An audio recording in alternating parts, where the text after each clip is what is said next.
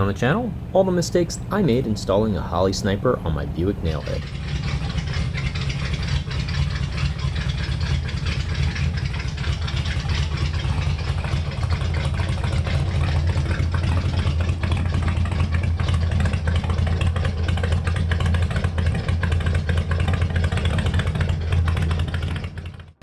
Hi there, this is JR from the future, even though my beard is shorter than throughout the whole video. If you're watching this, it means that I completed the project and it was a success and it's installed in my car, because if I didn't do it, I wouldn't post this video. This video is a little bit longer than my normal 20 to 30 minute video. There was just so much to cover. The original idea was to do a step-by-step installation instruction, but as I was installing it, I ended up with a lot of missteps and questions along the way. So I decided addressing those would probably make some more useful content. Besides, there's a bunch of other install videos that cover the overall idea of how to install an EFI system on your car. But if you're a little newer to this type of a process, or you have some more car-specific or custom installation questions, they don't really cover any of that stuff. So first off, let me explain why I'm putting electronic fuel injection on a 1950s car. Basic answer, drivability. Currently, it takes forever to get this car started.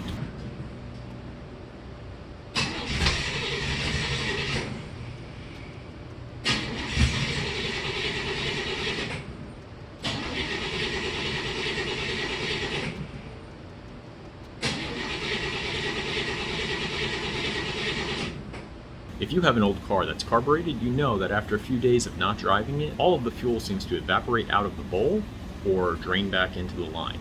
Once this happens, after a little bit of time, it's really difficult to get the car started.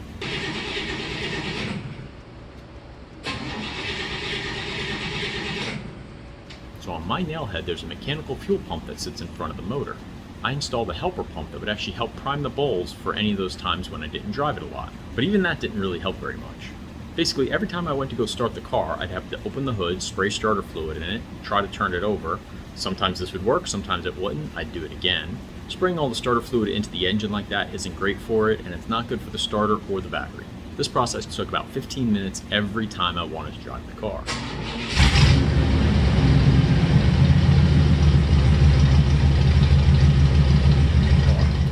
And that was just to get it to a stable idle. Once I put it in drive and went to go accelerate away, the car would bog down. If I fed the pedal just right, I could usually take a nice smooth acceleration, but I could never, stomp on it. But ultimately, there's something really difficult to drive. That problem should be fixable with adjustments to the accelerator pump and to the jets. We've rebuilt this multiple times. Here we are several years later, and there's still not really any improvement. So after doing as much research as possible on some out-of-the-box EFIs, I pulled the trigger on the Holley sniper system. If you're not familiar with how any of these systems work, basically you hook up a few wires, an O2 sensor and a temperature sensor, and put some basic information about your engine into the computer that comes with the kit.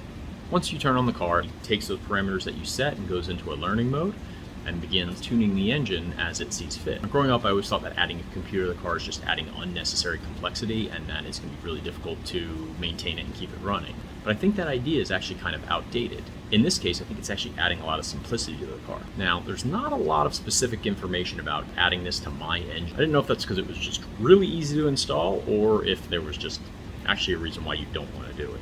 I was able to find a couple forum posts where Buick owners had actually installed this onto their nailheads, but all of those cars had nailheads from the factory. Just about everything in my car is custom, including the engine, and is not specific to this car. However, when I was researching, I did see that Holley actually sold a distributor specifically for a nailhead and a sniper EFI. So this made me think at least they've done it before. But this also raised the first question I had installing this. Do I need that distributor? Well, future JR knows the answer. Not really. I think I might buy it in the future, but right now I don't actually need it. It would give the computer a little bit more control over timing, which in turn would give it a little bit more control over power and efficiency. But we're going to keep that cat in the box for now. So my next question was, do I buy the entire master kit or just the sniper itself? I decided on purchasing the kit. At the time it ran about $1,500. Right now it's running around $1,600 or so, supply chain. The sniper itself retails for around $1,100, probably closer to $1,200 now. Now this isn't sponsored by Holley in any way. I bought this on my own. If they want to give me my money back for it as a sponsorship, I'll take it. So what do you get with all the extras that come with the master kit? Well, it's mostly the fuel pump and the fuel filters that are needed for the car. You also get some hose and some other bracketry and some AN fit. Now I probably could have just sourced all this stuff separately, but knowing that this was the exact pump that Holley recommended for this installation, I figured it was a safe bet to go with that. So let's take a look in the box and see what's included in the kit. So this is the master kit. It comes with a bunch of new fuel line, and it comes with some fittings. Also that is the fuel filter. A couple of other fittings. Another fuel filter. 2 fuel filters. Some more fittings. And I believe this would be the actual pump itself. And brackets. And the fuel pump. So I read through the instructions several times before I started the installation. And contrary to the first step that was in the instructions, the first thing that I did was look for the 12-volt source that would be powering on the computer when the key turned on. This is going to signal the computer to turn on and begin priming the pump. Now this 12-volt source needs constant power when you turn the key into the on position and into the run position. So I checked this little spot right here, and this will pick up power when I turn the key on. So that is what we're going to use to power the sniper unit. When the starter is being engaged, not all spots in the fuse block will maintain power. This is to send more power to the starter itself. Sometimes you'll notice your radio shuts off. The reason I do this now is because I don't actually want to be doing this mid-installation in case I'm not actually ready to turn the car on. Future JR says, take notes, this will be important later. It's actually one of my first mistakes.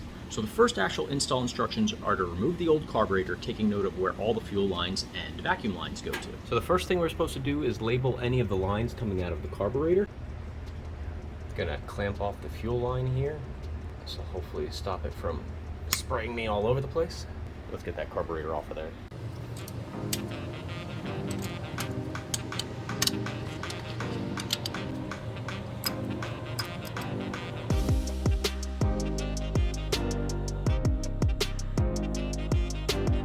Here's a quick side-by-side of the old Rochester and the new Sniper system.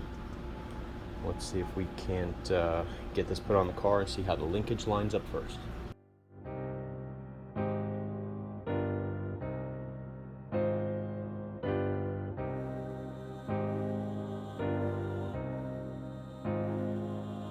Now that the carburetor is off, I decide to actually paint the intake manifold. Well, actually I end up painting the entire top of the engine. I started first in a Chevy red, and then in a darker red color. The first one was just way too orange for my taste. Since I'm not doing a full engine out, I just do my best to mask off the engine and paint what I can reach. Now while that's drying, let's take a look at the Holley unit. The Holley unit has 3 ports on the back of it for vacuum. There's a 3/8 inch port that's labeled brake booster, and then there's 2 3/16 ports. One is just labeled generically as manifold vacuum. The other is labeled distributor advanced. However, my Rochester Quadrajet is actually set up a little bit differently. My brake booster is actually getting vacuum directly from a dedicated port on the intake manifold. There's a 3/8 hose, but it's going to a PCV valve on the right-hand side of the valve cover. Then there's a 1/4 inch vacuum line that's screwed into the side of the Rochester that goes to the transmission module. The only thing that is common is there is a 3/16 line that runs to the vacuum advance of the distributor.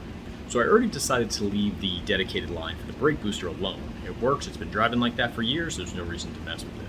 I hook up the distributor to the advanced port because there's no question there. Now my question comes is because the PCV valve isn't labeled on the Holley's instructions, is that okay? And then the other question is if I make an adapter to go from the 1/4 inch line to the 3/16 port, is that alright? Now there is a second vacuum port on the front of the Holley unit. It's normally capped off with a little set screw, but I guess if you need an extra vacuum port, you can thread something in there and then attach a hose to it. My thought is if you had a brake booster and a PCV valve on an engine, you would hook one to the front and one to the back, and you'd be all set and ready to go. So I didn't think there was any actual issue with hooking the PCV to the existing 3/8 line, so I did that as well. But I'm still just not sure about that 1/4 inch line. So I get on the phone and I call Holley's tech support. I'm off to a great start. It's step 1, and I'm already calling the help desk. After talking with them, I got confirmation that the PCV valve was okay to hook up that way, and that it was okay to downsize the 1/4 inch hard line to the 3/16 port. I haven't really done a lot of vacuum line hookups on motors, so I just wasn't really sure if changing the size would cause a problem. but future JR knows all. Now I'm going to jump around slightly in the instructions. For example, the next step according to Holley is to install the O2 sensor, but since I don't have the car jacked up right now, I'm going to skip ahead to some other steps and then come back to that one later. It's a pretty self-contained step, so I'm not worried about it. I can pretty much do it whenever, as long as it's done before the car gets turned on. So the sniper's in place. The first thing I'm realizing is that this is not clearing the bracket for the kickdown, so I'm going to remove the kickdown bracket for right now, and we'll figure out how that's going to mount. So the next thing I did was to install the temperature sensor. And here was another small problem to solve. I already have an existing temperature sensor. It's analog and it runs directly to my dashboard's gauge. Now this isn't compatible with the Holley system, so I can't piggyback off that unit. I have to install Holley's temperature gauge. This looks like a modern 2-pin GM style temperature sensor. So for my research on nailheads, there was actually 2 locations where you could install a temperature sensor. The first one is the existing location I have the analog sensor, on the passenger side in the front of the head nearest to the thermostat. The second location is on the driver's side nearest to the firewall on the head. Now that one will probably read about 5 to 10 degrees cooler because of how the water circulates through the engine. I would prefer that the Holley unit gets the more accurate reading, so I'm going to remove and reinstall the analog unit towards the driver's side rear head and install the Holley one towards the front of the motor. First I have to remove a little blockout port that's on the rear of the driver's head, then I can reattach the temperature sensor there. The new Holley sensor doesn't actually fit into the threaded hole though. The GM unit's a lot smaller, so I actually just go to Lowe's and pick up a little brass reducer fitting that adjusts a 5/8 NPT to a 1/2 NPT. With the Holley unit, I will have a little control screen that I believe will tell me the exact temperature at all times, but I probably will have that screen hidden. So this will give me an idea, and then if I'm concerned that something's a little hotter than it should be, I'll at least be able to check it out and see what's going on. All right, on to the next step. These 1950 Buicks are cool because the hood opens sideways on it, and you can actually close it and lock this side and then open it from the other side and tip it up that way if you have to replace the battery or whatever, or you can unlock both sides and just lift it up and off the car, which would probably be my best bet. However, I don't have anywhere to put it right now, so we're just going to close the hood and get it flipped over to the other side, finish painting over there.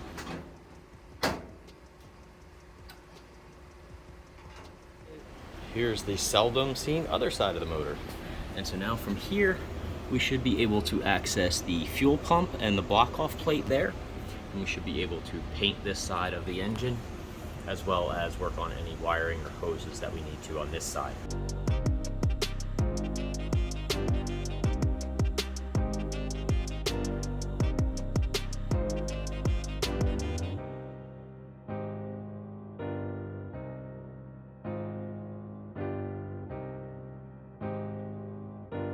So on to the next problem, the fuel system. So there's just a few requirements from the Holley unit for fuel delivery. First is the Sniper has an internal fuel pressure regulator. It's set to around 58 psi, so you need a fuel pump that can keep up with that pressure. Since I bought the master kit, that shouldn't be any problem, but we're going to hold off on the install of that till later. The second thing it needs is a return line that runs all the way back to the gas tank. My original Quadrajet didn't need a return line, so I have to install one. So the question is, how do I safely install one without causing any leaks or problems down the road? So there's a few different options on how to install this return line into a fuel tank, but to figure out how I'm going to do it, I have to drop the tank so I can look at the top of it and see what options I have. So let's get that down and take a look at it. This is a custom 15-gallon tank from Tanks Inc. Before I lower the tank, I disconnect the hard line that runs to the fuel pumps in the front of the car. So we're going to loosen this fitting, drain the gas that comes out of it, and then dig this whole tank down. So we pulled the hose off the little brass fitting and get something under this just to catch any gas that drips out, but there shouldn't be much. I'm going to get the jack underneath it, start getting these guys down, and then we're going to just take this tank down. I also have to disconnect that filler neck. I might disconnect it up there and leave the filler neck intact. I'm not really sure where I'm going to disconnect this yet. When I get the tank down, I discover there's only 3 ports that are on the tank. One is used to send the fuel out to the fuel pump, so that one can't be used. The other is where the sending unit's installed that gives me my fuel level. And the last one is currently being used as a vent line to allow air to escape when you go to fill your gas tank. My first thought was to put a T-fitting in place of the vent line. This way I could send one line to the vent and the other to the return line. Now this might work, but there's a problem here. If the tank is full, there shouldn't be an issue. But if the tank is low on gas, the return could be spraying fuel on top of other fuel. This could create a lot of turbulence in the tank and ultimately air bubbles. If the pump is pulling more of those bubbles into the line, it could lead to pressure drops and or starving the EFI system. So Holley recommends using a drain line to actually get to the bottom of the tank. This way the fuel is always being circulated into other fuel and shouldn't actually cause any bubbles. Now the master kit comes with all these parts to get that fuel line all the way to the bottom of the tank. However, that's going to require me to drain all the gas out of the tank, drill a hole in it, clean all the shards out, and I really don't want to do that. I'm not being lazy, I'm just more fearful for actual fuel leaks or not being able to get all the metal material out of the tank once I'm done. Plus, there's no way for me to actually get my fingers into the tank to actually secure the hose that needs to be dropped to the bottom of the tank. Even if I pull the sending unit, I still don't really have enough room in there. So my last option is to actually install the fuel return into the filler neck. Now this seems a little odd, but bear with me on this. Even if the pressure is really high on the return side, most it can be is 58 psi, it's going to spray gas into the side of the filler neck and then just run down into the tank. It's not really a lot different than filling up your tank at the gas station. Furthermore, this is exactly what Holley recommends if you don't have any way to install it into the tank. They even sell a little filler neck adapter that actually has a port on it already built in. They just don't sell it for my car, of course. So in hindsight here, I only had to remove the filler neck from the actual fuel system. But now that the tank is down, I'm going to check it for leaks and make sure everything's good and get it reinstalled. Side note, on the more current version from Tanks Inc. of this exact tank, they actually have more ports available on it. But for the $3 I spent to put a brass fitting into the end of the filler neck versus $300 for a new tank, I think I'm ahead of the game. Here's the existing vent line for the tank, but we're going to get a hole here so the return fuel will come in here and drain down.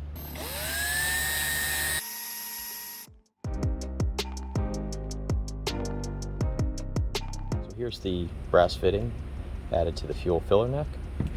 We're going to go ahead and just paint this and clean it up a little bit and then get this installed back in the car.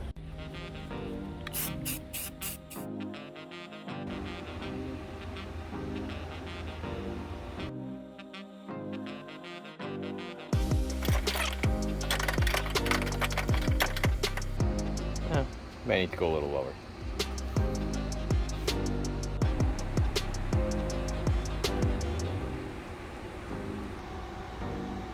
The only downside with this setup is I actually want the line now to run on the passenger side of the car, but my filler neck is on the driver's side. Luckily, the Holley kit comes with like 20 feet of fuel line, so I'm actually just going to run it up the frame rail along the same factory location that the existing fuel lines are in. This is well tucked up into the frame and shouldn't have any problem from any road debris.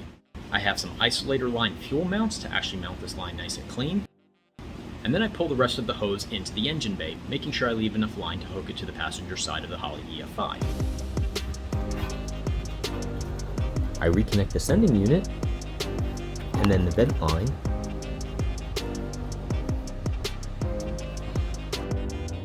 and reinstall the tank.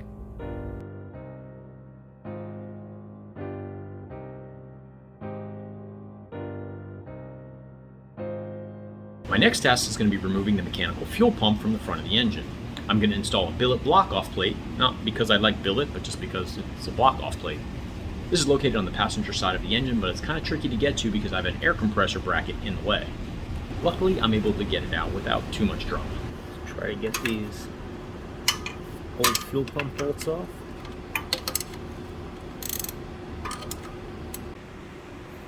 Alright, got the old mechanical fuel pump out. So now we're going to put this little billet adapter plate. That's the opening right there. Now I also have to decide which port on the Holley unit I'm going to use for the fuel in. There's only a single exit return port on the Holley, on the passenger side in the back. But the Holley actually has 3 inlet ports that you can use depending on where your fuel lines come into the motor. Or if you're using multiple EFIs in tandem, you can actually link one to the other. Currently, my fuel line runs down the frame rail and up to the front of the engine, obviously to get to the mechanical pump. But since we're removing that, I'd actually prefer that the fuel lines run up the back of the firewall. This is an added bonus because the lines won't be running anywhere near the pulleys or belts at the front of the engine. So I bought a bunch of flaring and bending tools to reconfigure the existing hard line for the fuel, but apparently these stainless steel lines are way too hard and these tools suck, and I would need something much heavier duty to do this. So I'm just going to replace the lines from the fuel pump forward with some high pressure hose. This way I can route them how I want to. And I know there's some benefits to using the steel lines, and I know there's some benefits to using the hose. You guys can fight about that in the comments. Let me know when you guys come to a consensus. Both fuel lines are hooked up. We run back to the firewall. That's this line. It's attached there, and the other one is attached in a factory clip. Those lines are then run down here and up against this firewall. Put some clamps and some isolator bushings in on that, and then they run down into the frame rail and then back to the fuel pump.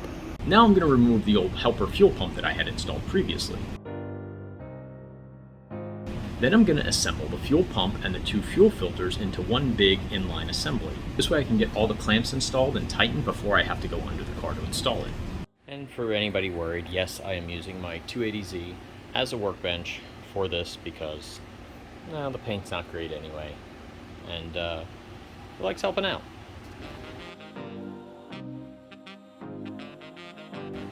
Okay, so this assembly is put together now.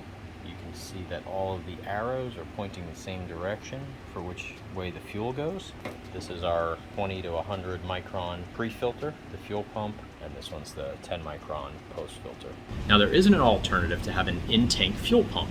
This is actually going to make the fuel pump last a lot longer and be a lot quieter. But again, I'd probably have to replace my entire tank to go this route.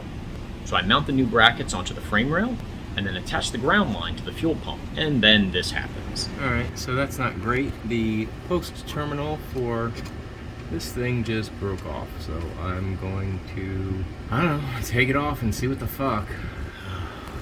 So the negative terminal here just snapped off while I was tightening the ground connector. I didn't over tighten it, I barely got it on there, and it just popped. So I don't know if there was a flaw with the actual threading or what, but it just broke. And I don't know how to really fix that, so I'm going to call Holley. Of course, it's Saturday, so I won't be able to do shit, but I'll try to get a hold of them and see if I can get something replaced. So I got a hold of Speedway, where I bought the EFI system from, and I told them that the fuel pump was broken, the terminal end, and they sent me a new one. Shout out to them. They did a very awesome job getting it to me like pretty much immediately. I called them on Monday. I had the part today, which is Thursday. So I'm going to get this replaced and installed, and then we're going to move on putting the hole in the exhaust manifold for the O2 sensor. So the new fuel pump is actually branded with MSD on it. So I assume they are in cahoots with one another because that one doesn't say MSD. This one does, but they are obviously the exact same part. Let's get this one installed.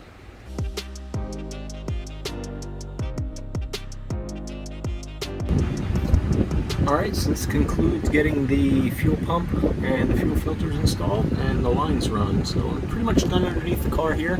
I still have to install the positive terminal, or the positive lead for the fuel pump. Okay, so here are the 2 fuel lines ran,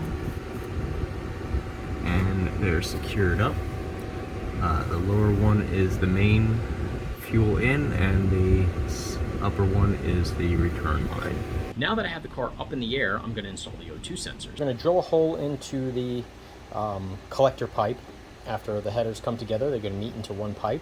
And then what we need to do is put an O2 sensor. Now, the kit only gives you one O2 sensor, and it only specifies one O2 sensor, so we're really only monitoring one bank of the engine. And I don't know why, but that's what they say is appropriate, so that's what we're going to do. This is the little bung adapter that they give you. Normally I would weld a nut on this, and I may end up doing that, but for right now we're gonna go for path of least resistance here. I can always fix this later, but normally what we would do is weld the nut right onto the side of the collector pipe, and then obviously if your car already has an O2 sensor, you're just gonna screw it right into that, hope that it fits. And then the only other thing that they specify is that, you know, if this is the round tube of the collector pipe, if this is sitting horizontal on the ground, they want you to mount this over, I believe it's over 15 degrees from bottom. So you don't want to do it straight like this, you don't want to do it like this. They want you 15 degrees here all the way to 15 degrees there. So anywhere in between that should be fine, and that's basically just to stop liquid from condensing on the end of the O2 sensor and ruining it. I'm going to see what my clearance is in the engine bay and where's the best location for this, so that's next. Okay, here is the driver's side, the starter, the collector, and this pipe. Now I have side pipes on this car, there's basically no mufflers on it. What the Holley kit says is that we should go as close to the engine as possible, so we can probably get this guy maybe right here next to the frame rail. and then you want it on a 15-degree angle, so it should be pointing up 15 degrees from horizontal. So that should be good there. And then we should be able to get, I'm gonna have to check to see where we can get the clamps on and make sure that I can fit it right here. So if that doesn't work, we can always move over to this side, to the passenger side here, and see what we can do on that side. It says you have to have 18 inches of exhaust pipe after the collector, and I have about, I don't know, 72 inches, so I think we're good on that. So let's figure out which side works better here and get this mounted up. I didn't really take any exact measurements as far as what 15 degrees was, but I'm closer to 30 to 45 degrees, so we're good on that. It should be fine. Okay, so here is the O2 sensor installed with the little clamp-on system that they give you in the kit. Again, at some point in time, I might upgrade this to a regular welded-in bolt, but for right now, until I drop the exhaust system for some reason, this is how it's going to go. So now I just have to route and hook up the wires for the O2 sensor. Here is the O2 sensor wire from below. It's all mounted into the exhaust pipe. So what we're going to do is bring it up the firewall. I'm going to use either this line here or the lines near the starter wires and bring it up to this wiring harness, and then grab the connector from the back of the carburetor and also bring it along the firewall and make a nice little connection. Try to keep everything nice and tidy.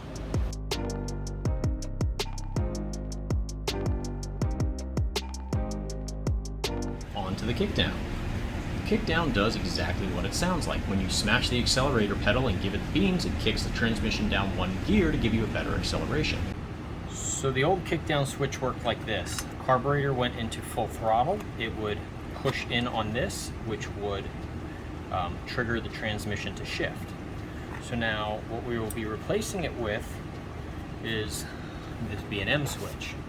Now this B&M switch works with a pull instead of a push.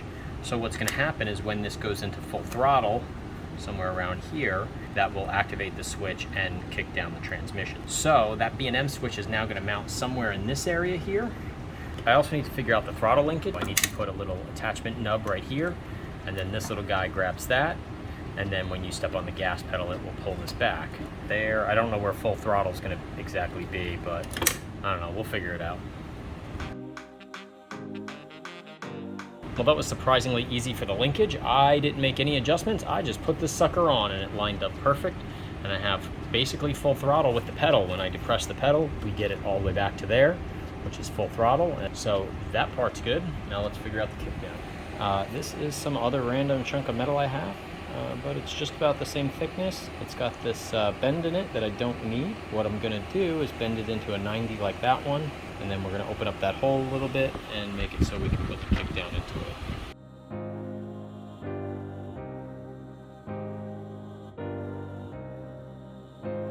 Here is the new bracket all painted up and ready to be installed. It's not too bad for 4 minutes worth of work. We'll get that popped onto the car now.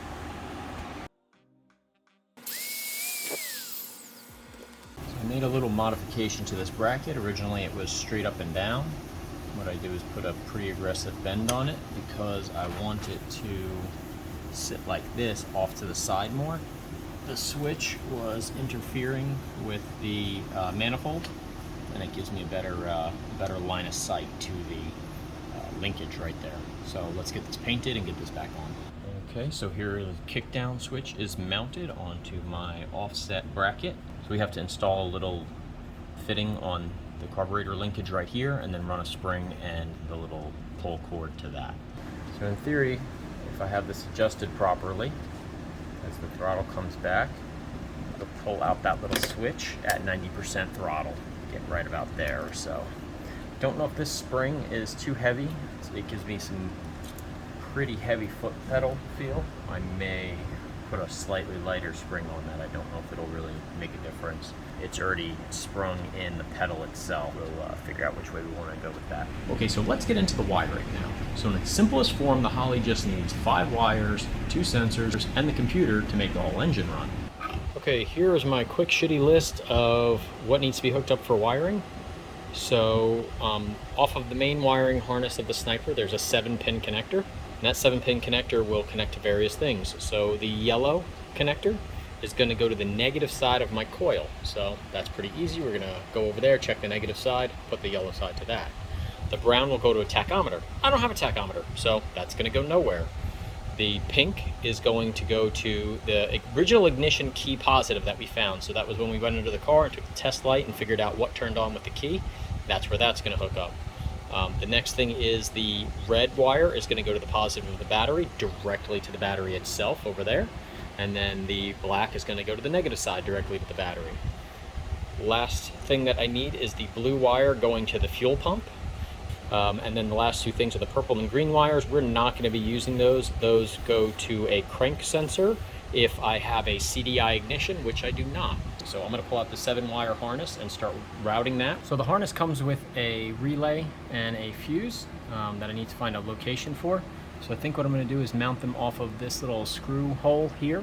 What I'm going to do is make a little metal plate that goes across.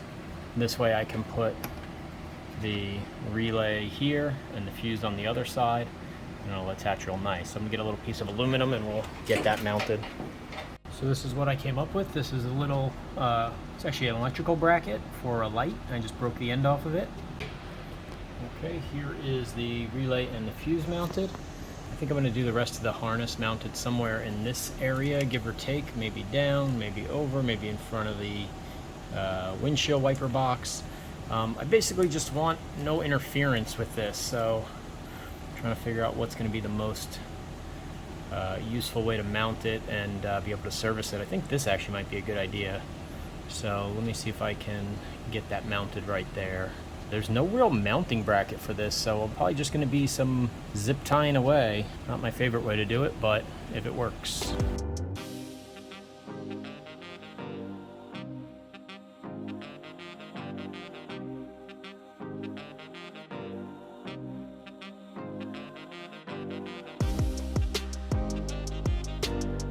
So if I had to make a critique about the system so far, I would say the one thing that I'm not crazy about is that I have this 10-pin connector here that I currently will not be using. This is made to turn on like fans with the AC turning on and things like that. The computer that's provided can control all that stuff, so you have this harness that can do all those functions. But right now I'm not going to be using any of those. And so rather than being able to remove this harness, I'm stuck with it for right now. So what I think I'm going to do in the meantime is take this harness, which is the one that comes with the kit, and I think I'm just going to depin it. Just take all of the leads out, and then I can fill those with blanks then at that point, or I can, I don't know, like silicone up the back of it or something, basically just to create a watertight seal. Actually, what I ended up doing is buying a replacement female connector that didn't have any wires in it and already had plug-ins to block off any of the connectors that you weren't going to use. I've installed these plugs, closed up the ends, and even put in a little bit of silicone just to make sure it was nice and watertight.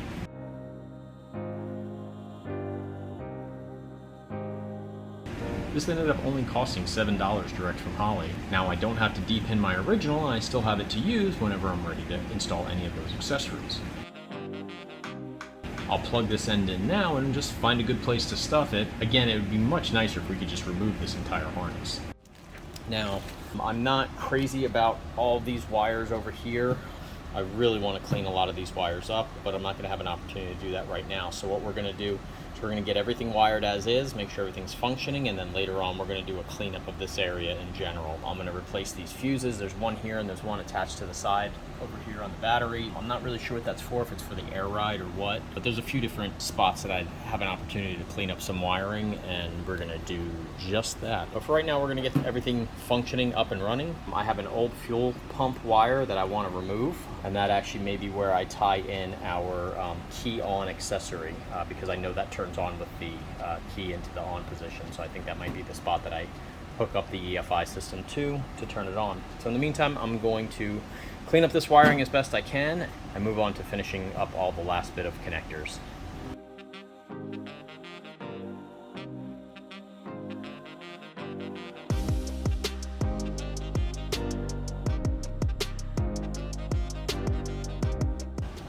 Alright, so I cleaned up this side. I used one of these new terminal connectors that has a quick release on it. I swapped the negative over to it, but I think I'm actually gonna lengthen this wire here. This little body ground is a little shorter than I'd like because I have to turn this to the front now.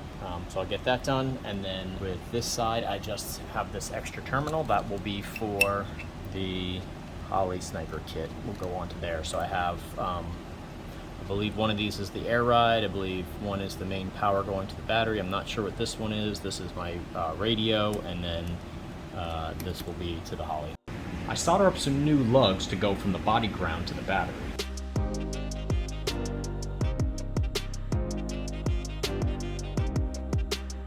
I tidy up the leads as best I can.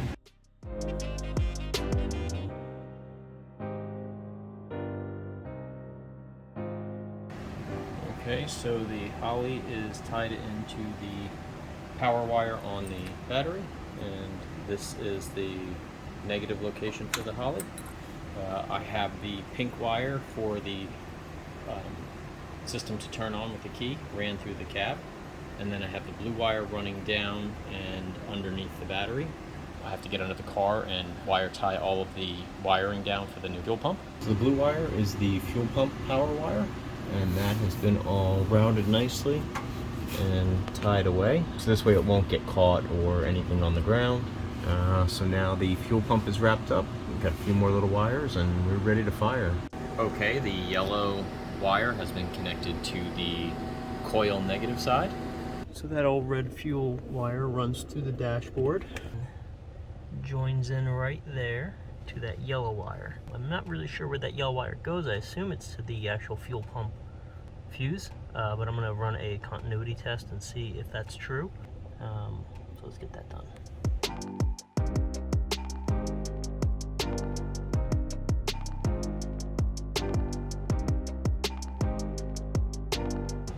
Okay, so let me get these wires tied and tucked back up, and then we have to hook up the computer and turn it on. The last component to this is the actual computer screen that you will do all your tuning on. I believe, now this has to go to an output on the carburetor, which I think the wire's over there somewhere. I think what we're going to be doing is sending it in through this grommet hole for the speedo. We'll see if we can get it to fit through there. I don't believe I have to keep this on or visible anywhere the entire time. I don't really want it in my car, so I kind of want to put it over into the glove box, but we'll see where I can get it mounted.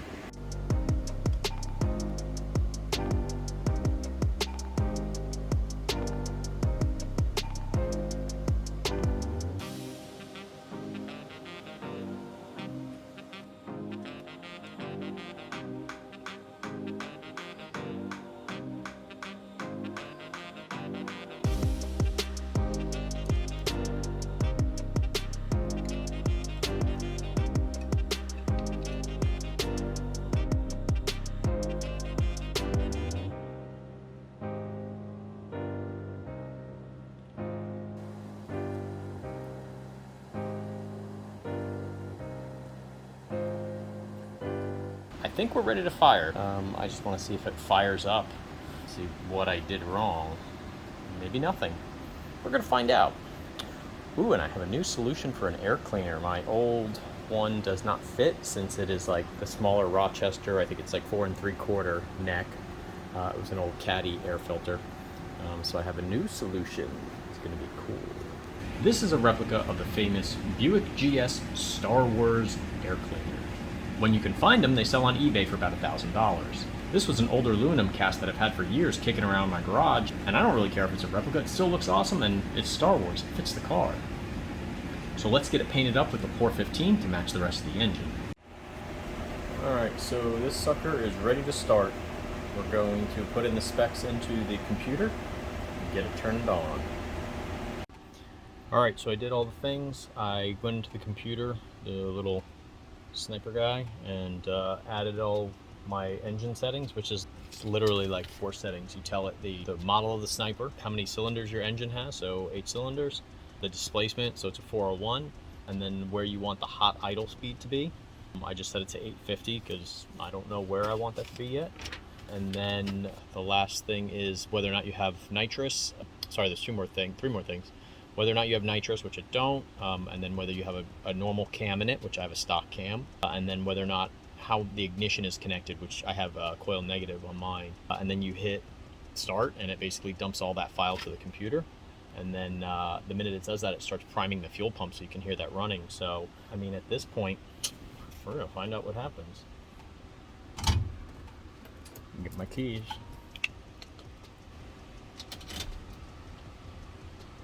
Fingers crossed.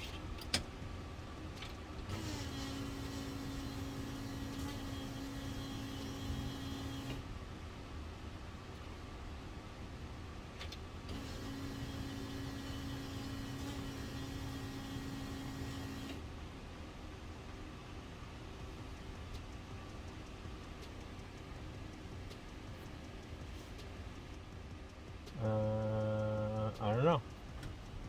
Didn't start. Don't know why. It almost sounds like the starter's not hooked up, but I know it is. Alright, well, let's go explore that. So here's future JR to tell you that there's actually two issues happening. First thing I noticed was that the ECU would shut off the minute I put the key into the run position. Remember in the beginning of the video when I specifically found a 12-volt source that would maintain power when you put the key in on and run? And then remember a little while later when I decided to reuse the fuse that was used for the fuel pump, and I somehow magically decided that that also got power when the key was in the on and the run position?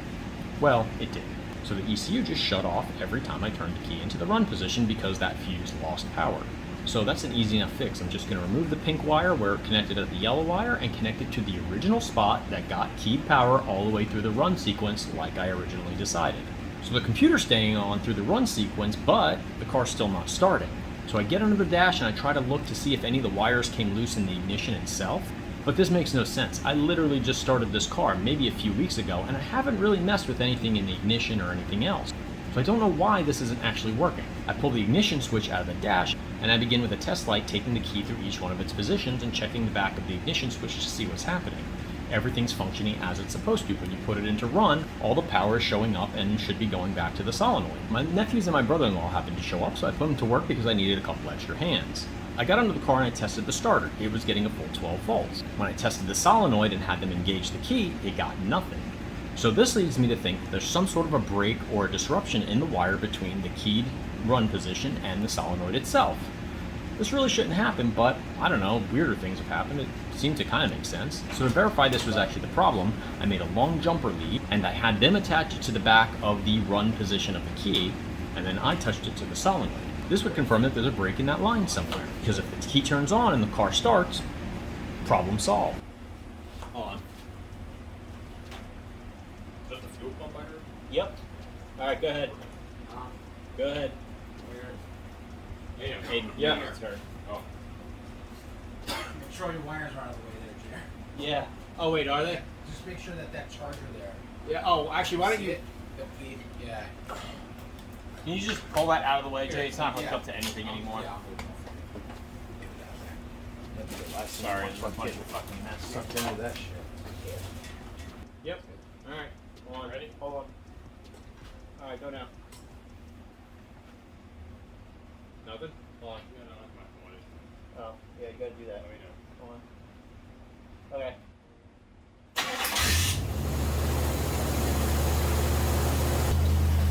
Wait a second. There was no fucking. Don't hesitate. No head, dude. Instant. Oh my god, dude. Go forward on this. Go down. Still the same. Oh, here.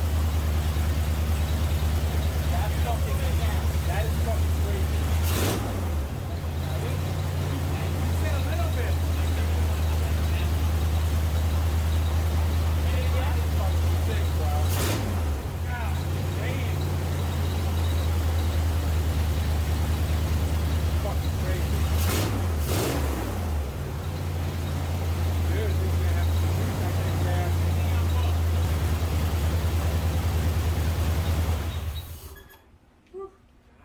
Stinky McGee. Wow. Well, that's just because you're in here. Alright, so we made up a new ignition wire. We're going to get this routed properly and all zip tied in place. So at this point, it seemed like the solution was the solenoid wire. Spoiler alert, it wasn't. Prize for the first person who could comment below what the actual problem was. Don't cheat and look ahead, and there's a clue in what I said a few seconds ago. Comment now, no cheating. The answer's coming shortly.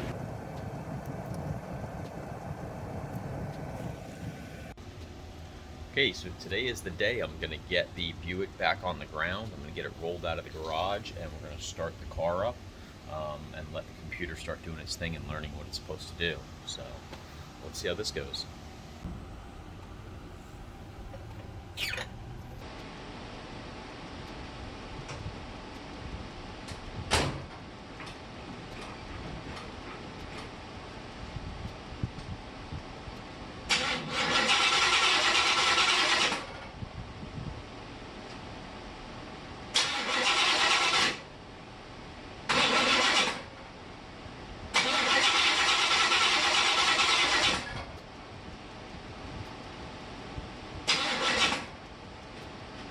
Okay, so there was a little setback and craziness. Apparently I was completely wrong about the ignition wire being shot. What it actually was my car wasn't in park. So when we had it up on jack stands and we started the car, or attempted to start the car, it wouldn't go because there's a lockout switch on the parking brakes, or on the transmission. So if you don't have the car in park, the car won't start. It's a safety feature. It's important. It should be there. So when we jumped it the other day, luckily the car was up on jack stands, otherwise I probably would have tried to drive.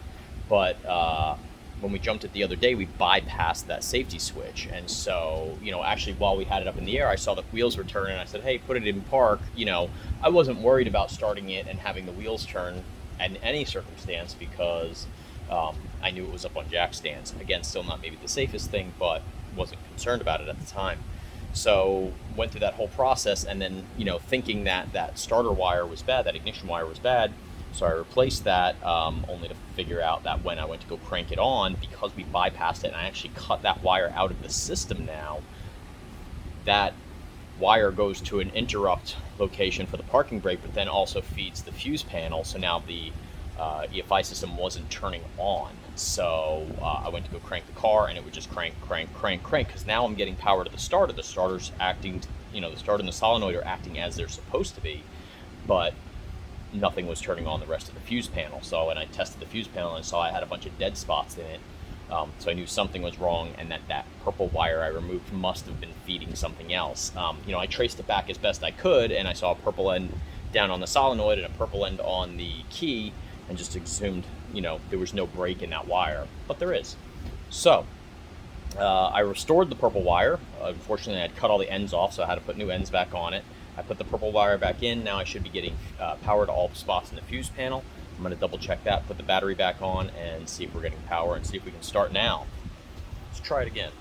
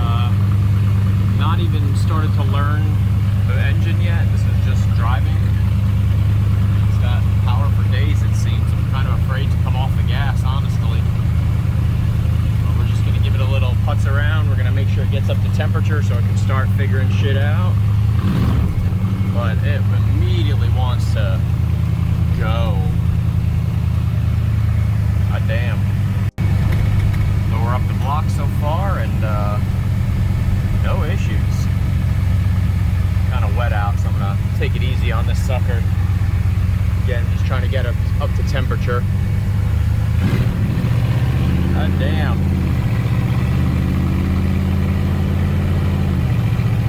I don't think this engine has ever driven this nice ever.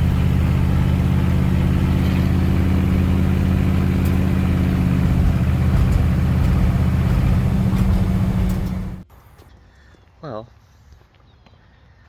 there's my car. There's my car. Stalled. I don't know why. It's just on the other side of the block from my house, so go grab my trailer, I guess. Fun. And of course, it started pouring on my way home. Now I gotta get the trailer and load up in the rain. Florida.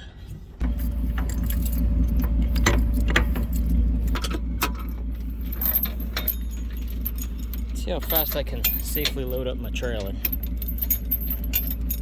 Not that fast.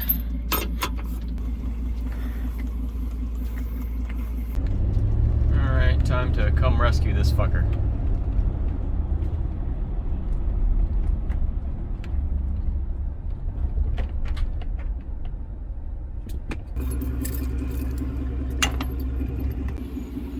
Alright, we're loaded up. Let's get back home.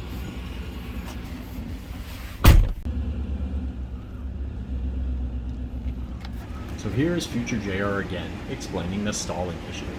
So I drove the car around the block a few times and everything was fine. No issues, it ran perfect. Better than it's ever run in the time that I've owned the car. Then I went one more block.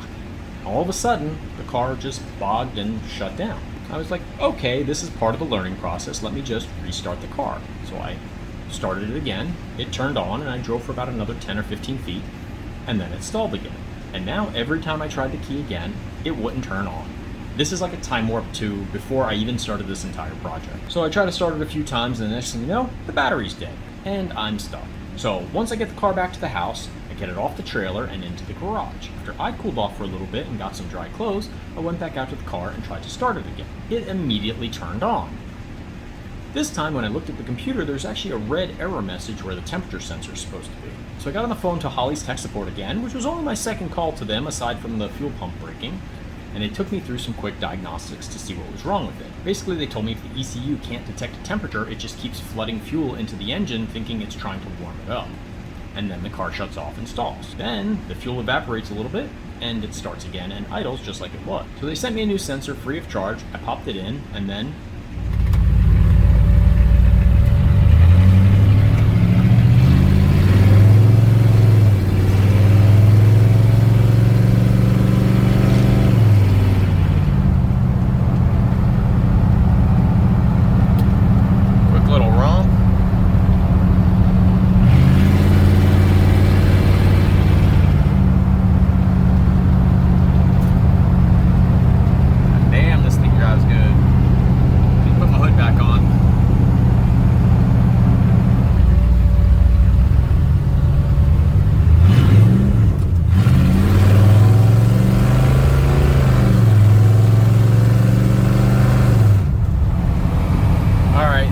some wizardry shit. Everything works, everything drives great. The computer is still in learning mode. You can see right here it's at 3% right now.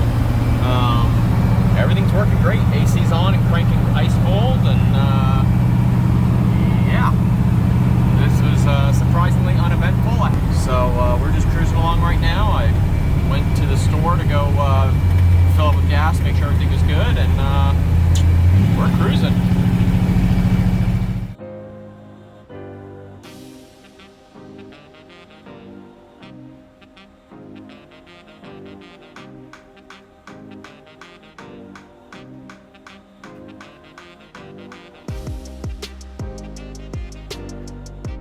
So that's pretty much it on the Sniper install. All things considered, this wasn't terribly difficult to install, and honestly I couldn't be happier with how it's performing so far. It's still in its learning mode, so we'll see how it shakes out over the next couple days as I drive it, but so far so good. Even with all the screw-ups and questions, the whole thing took me about 4 weeks from start to finish, but I would only work on it for a couple hours on the weekends. That was also including waiting on the shipment of the new fuel pump and the new temperature sensor, and about 6 days of waiting for paint to fully cure. If I had to do it all again and I had all the necessary fittings and parts I needed, I could probably knock it out in a single day. Honestly, one of the things that would have made it massively easier to do would have been if I had an actual lift to get underneath the car instead of sliding around on my back. Sooner or later I'll have my big garage built and then I'll have some space to get a lift. So the next projects for this car is I really want to spiffy up the engine bay a bit more. I want to reroute some of the wires and the hoses for a little bit cleaner look. I really want to move my amp wire and then install a new fuse block above the battery. I just finished making some custom badges for the car and I'm really excited to show you the process on those. I mentioned in a video a while back I've been wanting to refurbish and resize the steering wheel. I want to go from an 18-inch wheel down to a 16-inch wheel, and I have a pretty neat trick for that. But as far as the next video for the channel, I have a major project on almost every one of my cars right now. I'm working on the bed of the Suzuki K-Truck, doing a Raptor lining. I'm repainting the side of my Suburban right now. And I'm getting ready to do the coilover installation on the Datsun. And the car that I've owned for over 24 years is back. And I'll do an introduction on that car and an explanation of what needs to be done to it. So we'll see which video gets wrapped up next, but honestly it'll probably be the badges or the paint. I finished both of those projects, I just have to edit the footage. So you'll be as surprised as me as far as what is posted next. If you have any questions about this install or on an installation that you're doing, feel free to leave a comment below. I'll try my best to answer, but probably better off just calling Holley. Please remember to like and subscribe, and we'll see you next time. And I'll leave you with some gratuitous Buick footage.